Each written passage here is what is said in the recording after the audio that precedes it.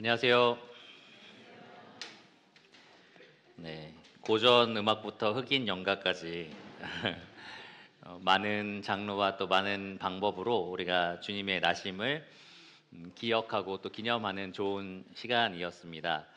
어, 앞서 사회자가 말씀하신 것처럼 오늘로 끝나는 게 아니라 12월 25일 날 또 왠지 주님 오심을 기념해야 할 것 같아요. 그런데 어, 주님이 이 땅에 오셨다라는 사실은 우리가 영원토록 아마 기억하고 찬양하게 될 찬양의 제목이라고 생각을 합니다. 오늘 저는 누가복음 2장 1절에서 14절 말씀으로 너희를 위하여 구주가 나셨으니 라는 제목으로 하나님 말씀을 나누겠습니다. 누가복음 2장 1에서 14절이고요.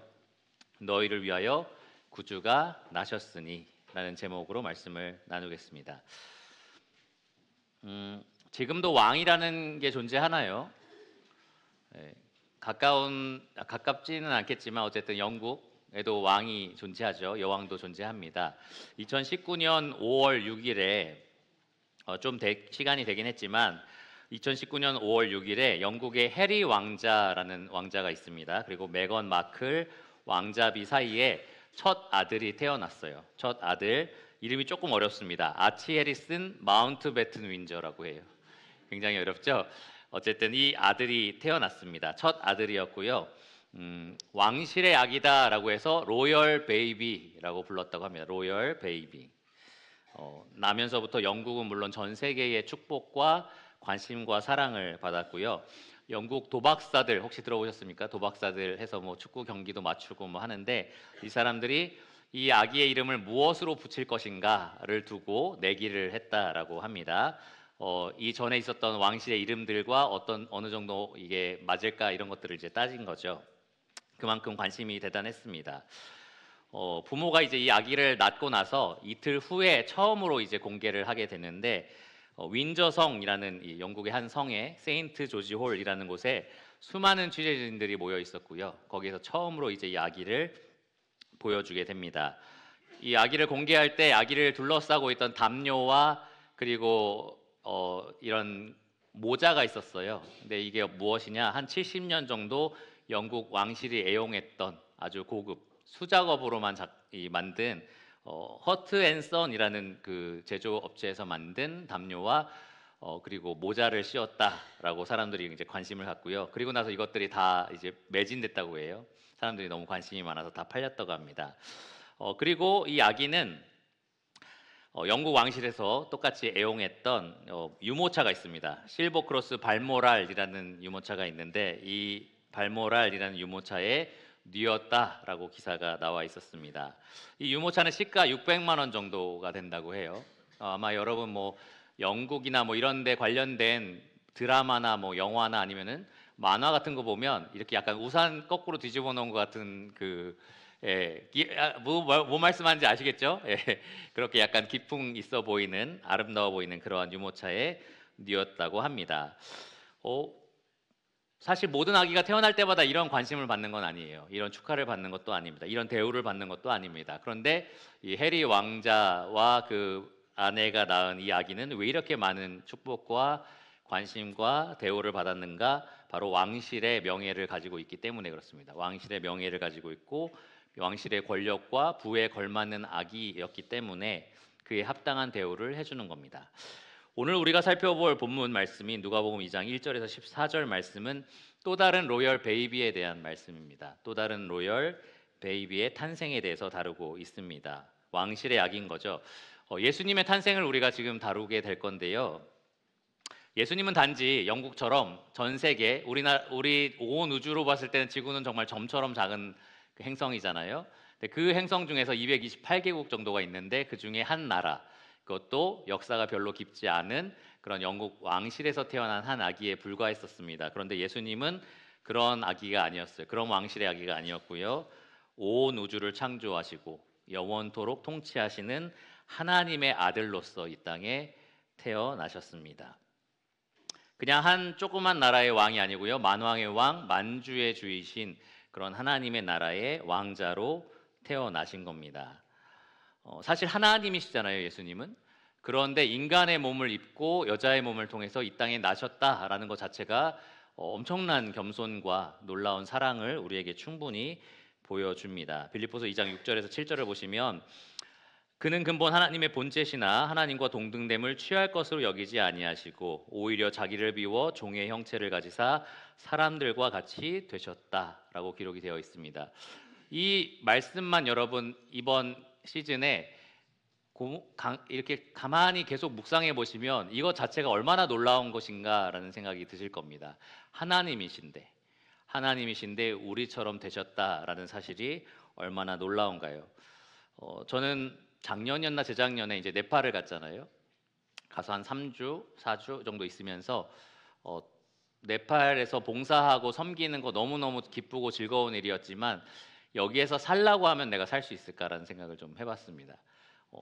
여기서 살라고 하면 내가 살 수 있을까? 살 수는 있는데 좀 좋은 집을 지어놔야 될 것 같고요.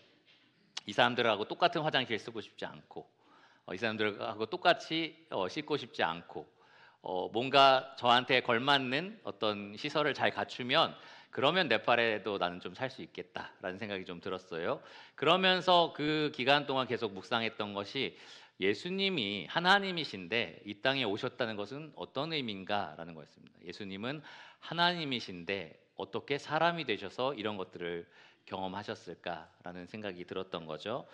이 사실 하나만으로도 우리는 정말로 예수님이 겸손하신 분이다라는 것을 알 수 있습니다. 요한계시록 5장 12절에 보면 이 죽임당하신 어린 양을 모든 천사와 성도들이 이렇게 노래해요. 능력과 부와 지혜와 힘과 존귀와 영광과 찬송을 받으시기에 합당하도다. 예수님이 이 땅에 나셨을 때 사실 그러한 대우를 받으셔야 됐습니다. 그런 관심을 가졌어야 됐고요. 그리고 그런 축복과 감사를 받으셔야만 했습니다. 그에 걸맞는 하나님으로서 하나님의 아들로서 만왕의 왕 만주의 주의 왕자로서 로열 베이비로서 예수님은 받으셔야 했던 그러한 대우와 관심과 축복과 사랑이 있었다라는 거죠. 그런데 오늘 이 본문을 보시면 우리는 예수님의 탄생 장면과 그것이 선포되는 장면들을 살펴보게 될 겁니다.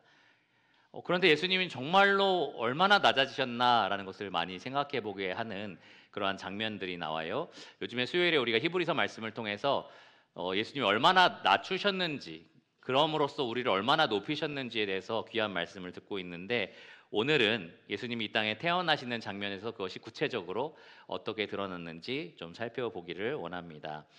그래서 우리 모두가 이 능력과 부와 존귀와 위엄과 영광과 찬양과 감사 받으시기에 합당하신 이 예수 그리스도가 얼마나 자신을 낮추셨는지 우리를 부여하기 위해서 얼마나 가난하게 되셨는지를 살펴보면서 마땅히 돌려드려야 하는 그런 찬양과 감사를 이 시간 돌려드리기를 원합니다. 먼저 본문 찾으신 줄 알고 1절부터 7절까지 제가 좀 읽겠습니다. 누가복음 2장 1절입니다. 그때에 가이사 아구스도가 영을 내려 천하로 다 호적하라 하였으니 이 호적은 구레뇨가 수리아 총독이 되었을 때에 처음 한 것이라. 모든 사람이 호적하러 각각 고향으로 돌아가매 요셉도 다윗의 집 족속이므로 갈릴리 나사렛 동네에서 유대를 향하여 베들레헴이라 하는 다윗의 동네로 그 약혼한 마리아와 함께 호적하러 올라가니 마리아가 이미 잉태하였더라. 거기 있을 그때에 해산할 날이 차서 첫 아들을 낳아 강보로 싸서 구유에 뉘었으니 이는 여관에 있을 곳이 없음이러라. 자, 만일 여러분이 하나님의 아버지의 전령이 되어서 하나님께서 이제 내 아들을 이 땅에 보낼 건데 어디에 어떻게 어떤 시점에 태어나게 하면 좋겠니? 라고 물어본다면 여러분은 어떤 시점, 어떤 시대를 선택하시겠습니까? 여러분 메시아는 누구의 자손으로 와야 되죠? 두 사람의 이름이 나와야 됩니다. 첫 번째, 믿음의 조상 아브라함의 자손. 왜냐하면 하나님께서 아브라함을 통해서 모든 민족을 복 주시겠다고 약속하셨기 때문에 그렇습니다. 또 한 명이 있습니다. 예, 맞습니다. 다윗의 왕위를 영원토록 견고하게 하실 분으로 오실 것이기 때문에 아브라함의 자손이자 다윗의 자손으로 예수님은 이 땅에 나셔야 됐습니다. 그런데 가만히 살펴보면 예수님 분명히 아브라함의 자손, 다윗의 자손으로 오신 것이 맞거든요. 그래서 지금 다윗의 집 족속이기 때문에 그 고향 베들레헴으로 가고 있었던 겁니다. 그런데 시점이 뭔가 크게 잘못된 것처럼 보여요. 왜냐하면 지금 처음에 등장하는 그때의 이후에 나오는 이 정치 지도자들 이름, 이때 당시에 천하를 호령했던 권세자들의 이름이 이스라엘 왕이 아니고 다윗의 후손도 아니고 이방 나라 왕이기 때문에 그렇습니다. 가이사 아구스도 로마의 황제입니다. 그러니까 이 당시 이스라엘은 자주국가가 아니었다는 거예요. 로마의 침략을 받은 상태였다라는 겁니다. 이스라엘은 자기 스스로 자기 나라를 세웠던 것이 아니고요. 로마 황제가 세운 총독, 여기 지금 수리아 지역, 시리아 지역이라고도 할 수 있는데 수리아 총독은 구레뇨였다라고 말을 하고 있죠. 그러한 사람들을 통해서 지배를 받고 있던 시대였습니다. 만약에 제가 하나님의 전령이 되어서 하나님께서 어떤 시대에 메시아가 태어나면 가장 영광스럽겠느냐라고 물어보신다면 저는 다윗이 이스라엘을 통일한 그 나라의 후손으로 태어나면 딱 좋겠습니다라고 대답을 할 것 같아요.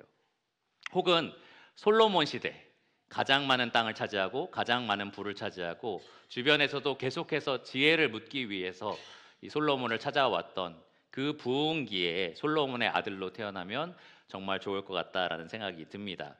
그런데 지금 예수님이 태어난 시점은 그렇지 않았습니다. 침략국의 명령에 따라서 호적하러 고향으로 돌아가야 했던 한 포로민 가정에서 그 자녀로서 예수님은 이 땅에 태어나신 겁니다. 만약에 내가 자유롭게 선택할 수 있다면 정말 이상한 선택이 아닐 수 없어요. 그렇죠? 그런데 선지자 이사야는 이사야 61장 1절에 이렇게 말을 했습니다. 메시아에 대한 예언인데요. 포로된 자에게 자유를, 갇힌 자에게 노임을 선포하며. 예수님은 포로된 우리를 자유롭게 하기 위해서 포로된 민족의 후손으로 이 땅에 태어나셨습니다. 갇힌 우리를 죄에서 풀어주시기 위해서 예수님은 그렇게 갇힌 민족의 후손으로 태어나신 겁니다. 마치 모세가 바로의 공주의 아들임에도 불구하고 자기 백성을 구원하기 위해서 스스로 노예된 자기 백성과 똑같이 되었던 것처럼 예수님은 그 왕자를 죄송합니다. 왕자를 버리시고 이 땅에 포로된 자로서, 갇힌 자로서 태어나신 겁니다. 포로된 갇힌 우리를 구원하기 위해서 그렇습니다. 물 한 잔 먹고 하겠습니다.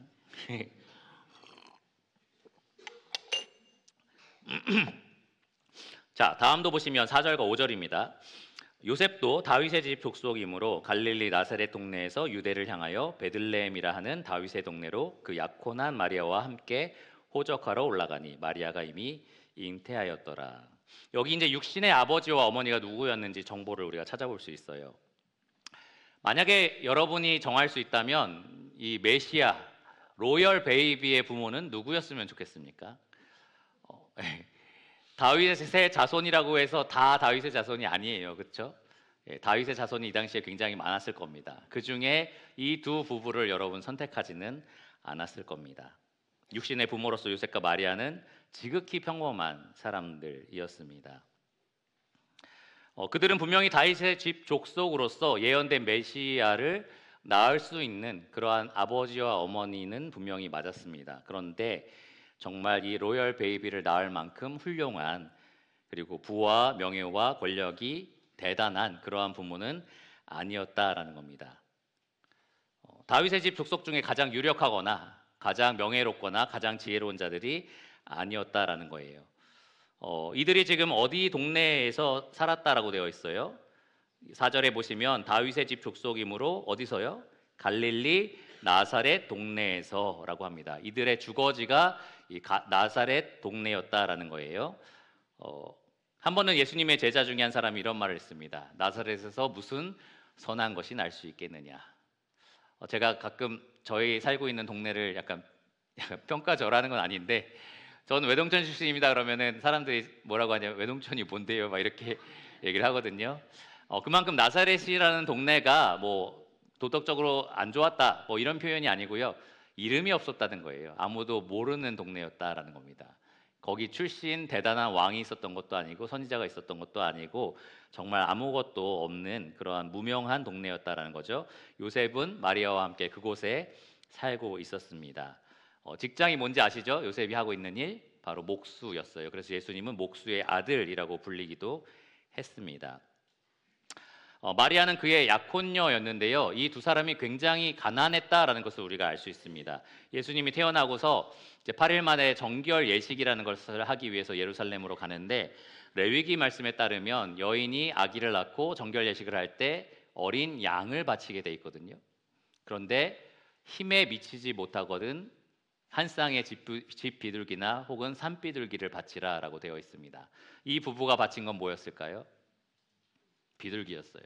무슨 말입니까? 가난했다라는 겁니다. 가난했다. 정말로 가난한 그러한 가정, 지극히 평범하고 오히려 평범보다 더 못한 그러한 부족한 가정에 예수님께서 태어나셨다라는 거죠. 그리고 이거 한 가지를 조금 여러분이 한번 생각해 보셨으면 좋겠습니다. 어쩌면 이런 생각을 안 해보셨을 수도 있어요. 이 가정에서 자란 예수님이 어떻게 보면 사회적인 손가락질을 충분히 받을 수도 있었다라는 사실입니다. 여기 말씀해 보시면 흥미롭게 되어 있는 말씀, 두 가지가 같이 있으면 안 될 것 같은 말씀이 있어요.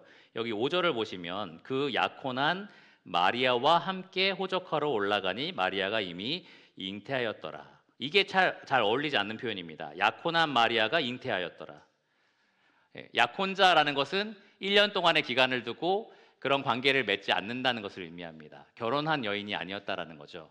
약혼한 상태의 여자였어요. 그런데 이미 잉태한 사람이었습니다. 요셉과 마리아가 주변에 있는 사람들에게 얘기하겠죠. 성령으로 잉태한 겁니다. 하나님께서 성령으로 역사하셔서 이 아기 예수가 나왔어요 라고 얘기를 했을 겁니다. 사람들이 믿었을까요? 어떨 것 같으세요? 여러분들은 다 믿을 겁니다. 구원받은 사람이니까. 그렇죠? 아유 아멘 막 이러면서 막 그렇게 하실 텐데 이 당시 사람은 아마 거의 믿지 못했을 겁니다. 심지어 요셉도 꿈에 하나님의 사자가 나타나서 현몽해 주었을 때야 비로소 아 그렇구나라고 하면서 데리고 오게 됩니다. 그러니까 세상 사람들이 보기에는 이 마리아는 그냥 약혼 기간에 아기를 낳은 부정한 여자처럼 보일 수 있었던 거고요. 또 요셉은 그랬을 때 그 죄를 드러내놓고 심판하든지 혹은 가만히 끊어서 의로움을 나타내든지 이랬어야 되는데 그러지 않고 데리고 와서 살은 그러한 부정한 남편으로도 충분히 의심받을 수 있는 상황이었다라는 겁니다. 예수님 이렇게 가난한 가정에서 태어나셨고요. 누구나 손가락질할 수 있는 그러한 가정 배경을 가지고 태어나셨습니다. 물론 이것은 굉장히 한쪽 면에서는 신비로운 일이거든요. 성령으로 태어나신 초자연적인 역사인 것은 분명히 사실입니다. 그런데 또 한편에서는 굉장히 평범하고 가난하고 또 누군가에게는 손가락질 받을 수 있는 그러한 부끄러운 환경 가운데 주님께서 태어나셨다는 거예요. 왜 그렇습니까? 가난한 자에게 복음을 전하기 위해서, 마음이 상한 자에게 치료를 해주기 위해서 주님은 그렇게 택하셔서 태어나신 겁니다. 자, 이제 때가 돼서 아기가 태어났어요. 6절과 7절을 보시면 이제 태어난 겁니다. 아까 영국 왕 70년 동안 이 왕실을 후원한 어떤 유명한 그러한 업체에서 모자와 담요를 줬다고 했죠. 그리고 아주 비싼 유모차에 뉘었다라고 했습니다. 하나님의 독생자가 이 땅에 오시면 어디에 누워야지, 어디에 눕혀야지 가장 합당할까요? 하나님이신 분께서 육신을 입고 이 땅에 태어나셨다면 어떤 담요로 둘러싸는 것이 가장 이분의 명예와 부와 존귀에 합당하냐라는 겁니다. 6절과 7절을 보시면 실제로는 이렇게 일이 일어났다고 합니다. 거기 있을 그때에 해산할 날이 차서 첫 아들을 낳아 강보로 싸서 구유에 뉘었으니 이는 여관에 있을 곳이 없음이러라. 많은 주일학교 연극에서 이 아이들이 마리아와 요셉 역할을 하면서 너무 웃기죠. 애들이 막 아기도 낳지 않았는데 막 뭐 요셉 마리아 막 이러면서 연기하는 것을 보면 너무 웃긴데 막 집집마다 두들기고 방 없나요? 그럼 방 없어요. 그러고 여관도 막 저리 나가라 그러고 막 쫓아내고 막 이런 장면들을 우리가 많이 보여줍니다. 그런데 실제로 문전박대 당했거나 그런 냉대를 받았다라는 기록은 전혀 나와 있지 않아요. 우리가 확신지에 말할 수 있는 부분은 딱 하나입니다. 예수님이 태어나실 때에 하나님 아버지께서 미리 준비하신 아주 럭셔리한 장소는 없었다라는 거죠. 여관도 사람들이 호적하러 많이 몰렸기 때문에 여관에서 아기를 낳을 수도 없었던 거고요. 그래서 우리가 알다시피 말이 이 풀을 뜯어먹는 구유가 있는 그 장소에서 예수님은 태어나게 되셨습니다. 왕실을 보좌하는 엄청나게 고급 담요나 어떤 모피로서 덮은 것도 아니었고요. 여기 보시면 그냥 아이를 싸매는 포대기 천 같은 강보로 아기를 싸맸다라고 얘기를 해요. 그리고 구유에 이 아기를 눕혔습니다. 저는 이런 생각도 해봤습니다. 만약에 이 당시에 이 가난한 가정에서 아기를 낳는다면 이거는 뭐 천하고 천한 것이 아니라 그냥 자연스러운 거 아닌가? 장소도 없고 낳을 데도 없고 그러니까 구유에 눕힐 수도 있는 거 아닌가라는 생각이 들어요. 맞습니다. 실제로 그래요. 실제로 이런 상황이었다면 누구나 아기를 이렇게 낳았을 겁니다. 근데 중요한 건 이 아기가 누구냐라는 거죠. 이 아기가 진짜 누구냐라는 겁니다.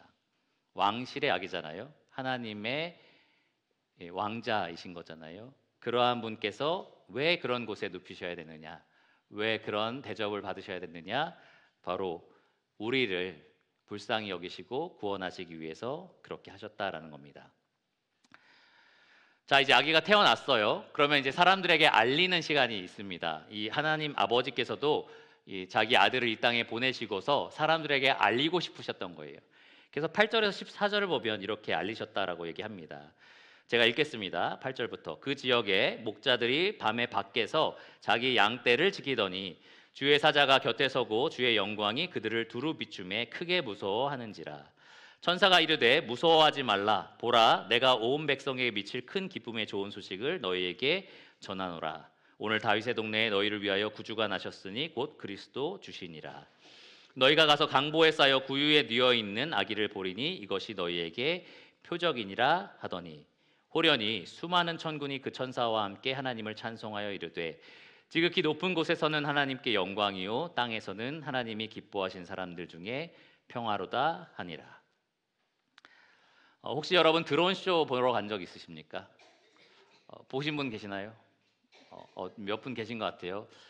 저는 유튜브 영상으로 본 적은 있는데 꼭 한번 보러 가고 싶다라는 생각이 들었어요. 검색을 해보니까 이 드론쇼를 가리켜서 한강 불빛 공연이라고 얘기를 합니다. 불빛으로 이제 공연을 한다. 뭐 그림도 그리고 글씨도 쓰고 뭐 이렇게 하더라고요. 약 1000대의 드론이 띄워져서 그렇게 아름다운 장관을 연출을 합니다. 10분 정도 화려한 쇼를 펼치는데요. 한 번 쇼를 하는데 들어가는 비용이 약 1억 정도라고 얘기를 해요. 그래서 이 공연을 보러 한 2만 명 정도 되는 사람들이 한강으로 몰려간다라고 얘기합니다. 가보고 싶으시죠? 언제 저랑 함께 가면 좋을 것 같습니다. 여러분이 이 드론 쇼를 총괄하는 사람이다라고 한다면 이걸 누구한테 보여주기 원하십니까? 1번 최대한 소수 아니면 최대한 많은 사람. 1번밖에 얘기 안 했는데요. 예, 최대한 많은 사람에게 보여주겠죠. 1억이나 드는데, 그렇죠? 그리고 중요한 사람들, 이것에 대해서 기뻐하고 또 후원도 해줄 수 있는 중요한 사람들이 모여 있는 곳과 노숙자들만 모여 있는 곳과 여러분 어디에 보여주기를 원하십니까? 예, 중요한 사람들이 모여 있는 곳. 그래서 1억 원씩 자꾸 후원해주고 막 이런 사람들이 모여 있는 곳에 이러한 라이트 쇼, 드론 라이트 쇼를 보여주게 될 겁니다. 근데 제가 방금 읽었던 이 말씀을 보면 아기 예수가 태어나셨다라는 소식을 이제 아버지 하나님께서 천사를 통해서 전달하시는데 그 대상이 누구라고요? 한밤중에 자기 양떼를 지키고 있었던 목자들이었다라는 겁니다. 왜 이들에게 보여줬을까요? 정말로 많은 사람들이 있었을 텐데 왕실에 쫙 비추면서 천사가 와서 로마 황제한테 나타나서 네가 왕인 줄 알지? 진짜 왕자가 오늘 태어났어. 이렇게 얘기하셔도 되고 정말로 많은 다양한 그러한 어떤 기회들이 있을 거고 얘기할 만한 사람들이 있었을 건데 정말로 평범한 사람, 평범한 목자 그들을 찾아와서 주님께서는 아기 예수께서 탄생하셨다라고 말씀을 하십니다. 이 공연이 처음에 어떻게 펼쳐졌냐 하면은 먼저 주의 영광이 비쳐요. 마치 어제 워십했던 팀의 핀 조명이 딱 하나 떴잖아요. 그런 것처럼 주의 사자, 곧 천사가 영광으로 그들을 두루 비춘 겁니다. 그리고 그 천사가 이렇게 얘기를 했어요. 오늘 다윗의 동네에 너희를 위하여 구주가 나셨으니 곧 그리스도 주시니라. 그리고 나서 수많은 천군이 나타났다라고 얘기합니다. 마치 1000대의 드론처럼 수많은 셀 수 없는 천사들 천군이라고 하면은 천사로 이루어진 군대라고 말을 할 수가 있겠죠. 그래서 굉장히 많은 숫자가 갑자기 나타난 겁니다. 여러분이 이 광경을 실제로 봤다면 어땠을까요? 너무나 놀랬겠죠. 엄청나게 감동을 했을 거고 영광스럽다라는 생각이 들 겁니다. 평생 아마 잊지 못할 거예요. 그러한 천사들이 나타나서 무서워하지 말라라고 이야기를 합니다. 그러면서 14절에 이렇게 얘기했어요. 지극히 높은 곳에서는 하나님께 영광이요 땅에서는 하나님이 기뻐하신 사람들 중에 평화로다. 예수께서 이 땅에 나셨다라는 것은 하늘 높은 저 꼭대기까지 이르러야 하는 영광스러운 소식이었습니다. 아버지 하나님께 지극히 큰 영광을 돌려드리는 아주 놀라운 소식이었고요. 이 땅에서는 구석구석 끝까지 다 펼쳐져 나가야 하는 그런 아주 넓게 울려 퍼져야 할 은혜로운 복음이었습니다. 좋은 소식이었어요. 너희들 가운데 드디어 마침내 평화가 임하게 되었다. 계속해서 바치는 이 양들로 이 너희 죄인들이 하나님 앞에 나갈 수 없었는데 이제 이 구주를 통해서 이 구주가 단번에 영원히 너희를 위하여 죽음으로 말미암아 그리고 부활하심으로 말미암아 너희가 이제 하나님과 영원한 화평을 이루게 되었다라고 이렇게 기쁜 소식을 전파합니다. 그런데 제가 주목하는 건 그거예요. 그 소식을 누구한테 먼저 알렸느냐? 한밤중에 자기 양떼를 지키던 아마 전날에도 지키고 그 전날에도 지켰겠죠. 평범한 하루하루를 그냥 살아가던 그러한 사람들이었을 겁니다. 그런데 그러한 사람들에게 하나님은 이 놀라운 소식을 알려주기를 원하셨습니다. 20절에 보시면 그들이 나중에 예수님을 만나고 나서 이렇게 반응을 해요. 20절 보시면 목자들은 자기들에게 이르던 바와 같이 듣고 본 그 모든 것으로 인하여 하나님께 영광을 돌리고 찬송하며 돌아가니라. 제가 만일 천군이 이렇게 외치는 소리, 아름다운 하모니 같았겠죠. 그런 소리와 밝게 빛나는 그러한 장엄한 광경을 봤다면 죽을 때까지 이 얘기를 할 것 같아요. 계속 난 이런 거 봤었다. 천사가 나한테 찾아왔다. 다른 누구도 아니고 나한테, 우리들한테 찾아와서 이런 얘기를 했었다라고 평생토록 아마 자랑할 자랑거리가 됐을 겁니다. 그런데 사실 이 소식보다 더 그들이 자랑할 만한 이야기가 있었어요. 더 감사할 제목이 있었습니다. 단지 천사가 나타나서 그들에게 구주가 나셨다는 소식을 전해준 것뿐만 아니라 그 구주가 바로 자기들을 위해서 오셨다라는 사실이에요. 그 구주가 바로 나를 위해서 이 땅에 오신 하나님의 아들이었다라는 사실입니다. 그 사실을 우리에게 알려주셨다라는 것이 굉장히 큰 기쁨이요 또 감사의 제목이 되었을 겁니다. 저는 초등학교 때 여기 외동천에 살면서 남촌이죠. 남촌 초등학교를 가끔 걸어갈 때가 있었어요. 6학년, 5학년 이럴 때죠. 걸어오면서 종종 그런 생각을 했습니다. 하나님이 어떻게 알고 나를 여기까지 찾아오셨지? 이런 생각을 했어요. 하나님이 어떻게 알고 이 시골에 사는 나를 찾아오셔서 나를 구원해 주셨지? 어디 멋진 서울 같은 도시에 사는 그것도 아주 유명한 혹은 부와 권력이 있는 누군가를 찾아서 구원하신 게 아니라 어떻게 이 시골에 한 70원짜리 차표 팔고 과자 사 먹고 걸어오면서 집을 향해서 신나게 걸어오고 있는 나 같은 사람을 하나님이 만나 주셨을까? 나 같은 사람 하나님이 구원해 주셨을까? 그 생각을 할 때 정말로 감사가 됐습니다. 천하고 천한 나 같은 사람을 만왕의 왕께서 직접 찾아오셨구나라는 생각이 들어서 그렇습니다. 고린도전서에 보면 사도 바울은 고린도 교회에게 이렇게 말을 했어요. 이 세대의 변론가가 어디 있느냐? 이 세대에 지혜 있는 자가 어디냐? 선비, 곧 학자가 어디 있느냐? 하나님이 천하고 그리고 멸시받고 그러한 사람들을 오히려 택해서 구원하지 않으시느냐라고 말씀을 하신 겁니다. 주님은 정말로 낮고 천한 우리를 구원하셨고요. 그렇게 하기 위해서 낮고 천한 모습으로 이 땅에 태어나신 겁니다. 고린도전서 1장 26절에 보면 바울이 이런 말을 해요. 너희 중에 지혜로운 자가 어디 있느냐? 능한 자가 어디 있느냐? 문벌 좋은 자가 어디 있느냐? 있어요. 없는 건 아닙니다. 있긴 있습니다. 그런데 인간 세상에서도 그렇게 대단한 거 아니잖아요. 우리가 뭐 전 세계 1위 아니잖아요. 그렇지 않은 사람들인데 그러한 우리들을 하나님이 한 사람 한 사람 택하여 구원하여 주신 겁니다. 한 번은 세례 요한이 예수님에게 질문을 했어요. 우리가 기다려왔던 구주가 당신이 정말 맞나요? 라고 질문을 한 겁니다. 그때 예수님은 누가복음 7장 22절에 보면 이렇게 대답을 하셨습니다. 너희가 가서 보고 들은 것을 요한에게 알리되 맹인이 보며 못 걷는 사람이 걸으며 나병 환자가 깨끗함을 받으며 귀 먹은 사람이 들으며 죽은 자가 살아나며. 여기까지는 참 대단한 증거다라는 생각이 제가 들었습니다. 그렇지 않아요? 이런 일을 누가 할 수 있겠습니까? 하나님 외에는 죽은 자를 살리거나 병자를 구원하는 이런 일들을 아무도 할 수가 없는 겁니다. 근데 그 다음 나오는 것이 굉장히 감동이 됐어요. 가난한 자에게 복음이 전파된다 하라. 구세주는 우리의 육체의 질병을 고치고 그리고 사망도 이기게 하시는 전능하신 하나님이셨습니다. 그런데 그 전능하신 하나님이 가난한 자에게 복음 전하기를 기뻐하셨다라는 겁니다. 가난하고 별 볼 일 없고 내세울 것이 별로 없을 것 같은 그러한 우리들을 주님께서는 구원하기를 기뻐하셨습니다. 그렇게 하기 위해서 스스로 가난하고 천한 자리에 오신 거예요.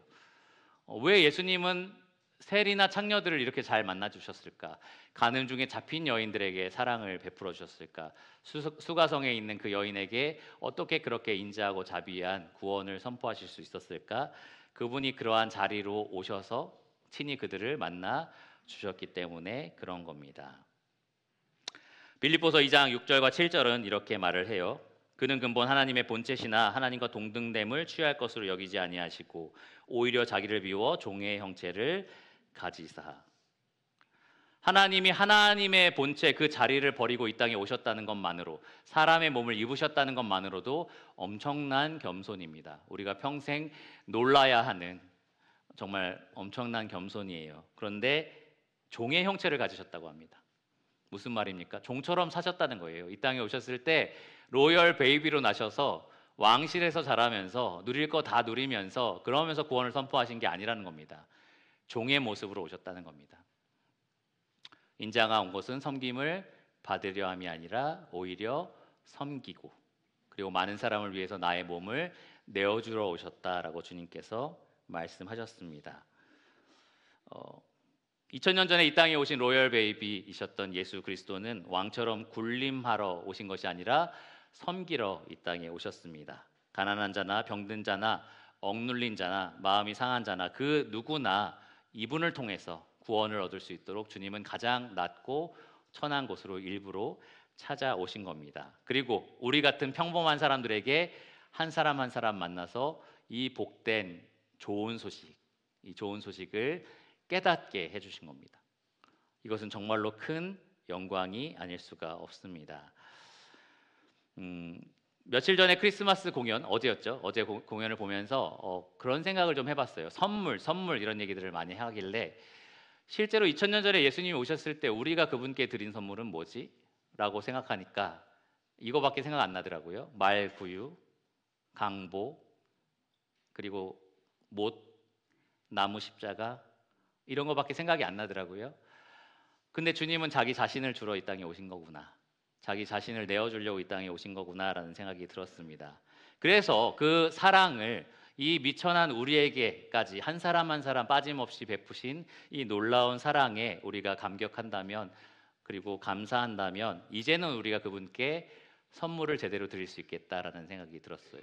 그 선물이 무엇입니까? 우리의 남은 삶을 주님께 바치고 싶습니다. 우리의 남은 삶을 주님께 예배로 드리기를 원합니다라는 겁니다. 이제 25일 수요일 때 또 집회가 있을 거고 또 이 시즌을 통해서 여러분이 크리스마스를 기념하게 될 텐데 많은 젊은 사람들은 연인 만나는 날, 뭐 재밌는 영화 보는 날, 저도 그랬던 것 같아요. 막상 크리스마스 이브 때, 옛날에는 이브 때 공연을 했거든요. 신나게 예수님 사랑합니다 막 눈물도 흘렸고 그랬던 것 같은데 다음 날 영화 보고 막 아침에 막 TV로 뭐 재밌는 거 하나 막 이렇게 했던 것 같아요. 그러한 여러분의 가족과 보내는 행복한 시간을 보내지 말라는 건 절대 아닙니다. 보내세요. 그런데 이걸 꼭 기억하시기 바랍니다.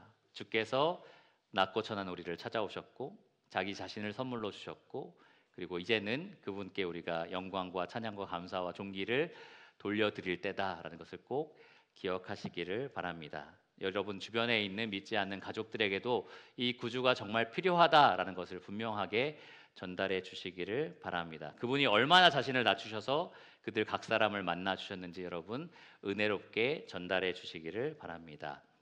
그렇게 우리가 또 수요일까지 기다리면서 각자의 삶 가운데 이 예수 그리스도를 높이고 또 찬양하고 감사하는 그러한 시간들 보내기를 간절히 구합니다. 기도하고 말씀을 마치겠습니다.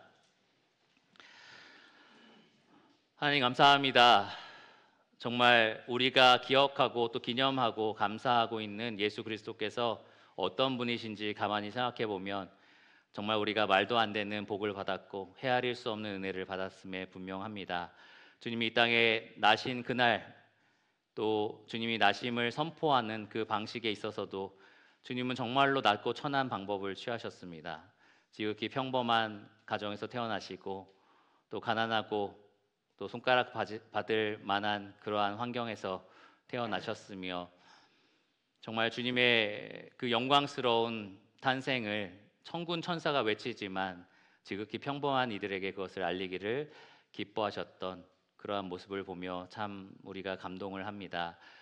주님 정말로 내세울 것 없는 우리들 한 사람 한 사람을 찾아오셔서 예수 그리스도께서 바로 우리를 위하여 나신 구주라는 사실을 알게 하시고 또 그분이 십자가를 통하여 이루신 놀라운 구원의 은혜를 우리가 맛보게 하여 주셔서 정말 하나님 기뻐하시는 자들이 되게 하여 주시고 하나님과 더불어 영원한 평화를 누리게 하여 주심에 참으로 감사를 드립니다. 우리가 주 오심을 늘 기억하고 또 감사하며 또 주변에 있는 사람들에게 전달하는 그러한 귀한 자녀가 되게 하여 주시기를 간절히 구합니다. 모든 것을 예수 그리스도 이름으로 감사하며 기도드렸습니다. 아멘.